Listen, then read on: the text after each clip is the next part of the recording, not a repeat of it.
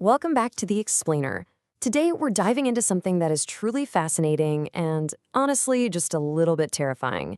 We are exploring this wild, cyclical relationship between our most primal biological fears, the media we create to entertain ourselves, and the very real psychological toll that media is taking on the streaming generation. We're unpacking what we call the sleep thriller feedback loop. Okay, let's dive into this. I want you to just imagine sleep for a second. It's our biological safe haven, right? It's the one time our bodies completely shut down to heal, process everything, and recover. But what happens when that safe haven actually becomes a weapon? What happens when your own brain absolutely refuses to let you rest, not just for a bad night or two, but forever? Well, to understand why the fiction hits us so hard, we have to start with a deeply terrifying medical reality. It's called fatal familial insomnia, or FFI. It's a super rare fatal genetic brain disease.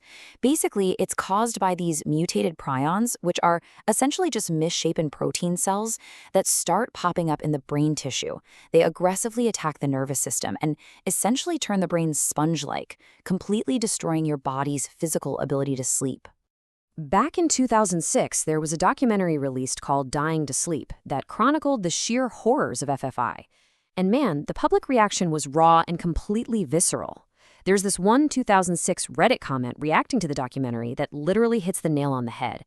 They wrote, "This disease scares me fuckless. It's the scariest disease in existence." And, that reaction perfectly captures the deep, primal dread we all feel when we think about losing our only biological escape. And they're not exaggerating, it truly is a waking nightmare. The thing is, FFI isn't something you can just medicate away. A lot of people in that same Reddit thread were asking, well, why not just take sleeping pills? But because it's a degenerative brain disease, medications and even anesthetics are completely useless. The brain's desperate, agonizing need for sleep eventually pushes the person into this awful state of constant waking hallucinations. It's an unstoppable biological horror, and it ultimately results in a 100% fatality rate. Which brings us to Section 1, Fiction Born from Nightmares. And this brilliantly illustrates the crossover, because think about it. What do human beings inevitably do with our deepest, darkest fears? We turn them into art. We turn them into entertainment.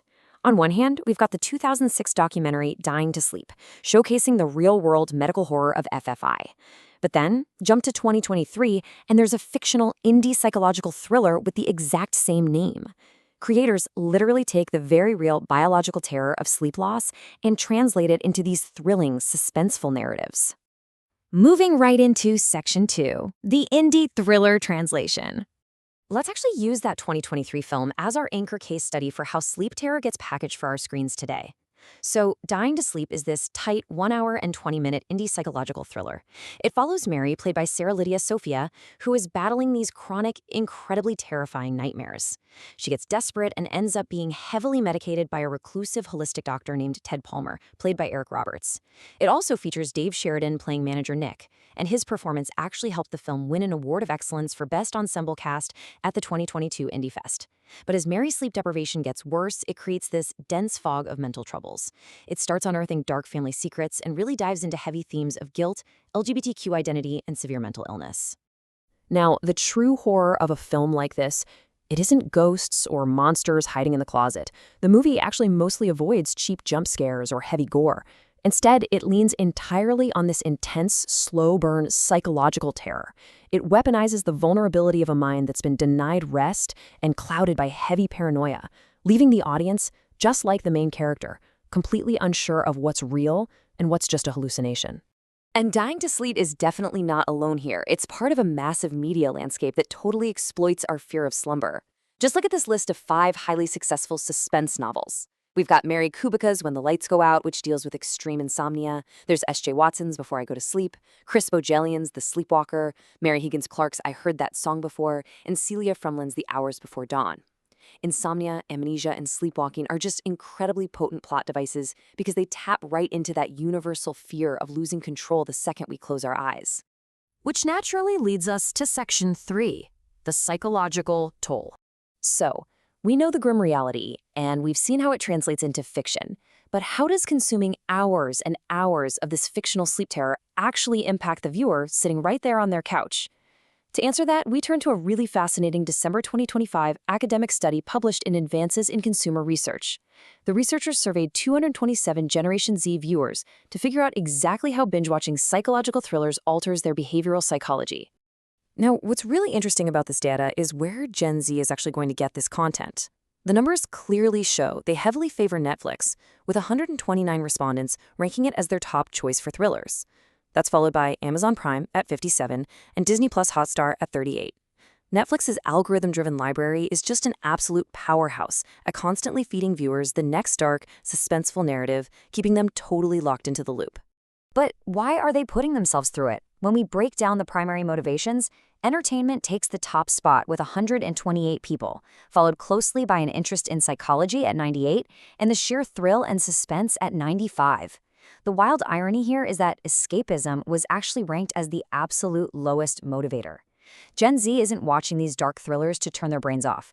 They are watching to actively and intensely engage their minds. However, that intense engagement, it comes with a pretty heavy cost.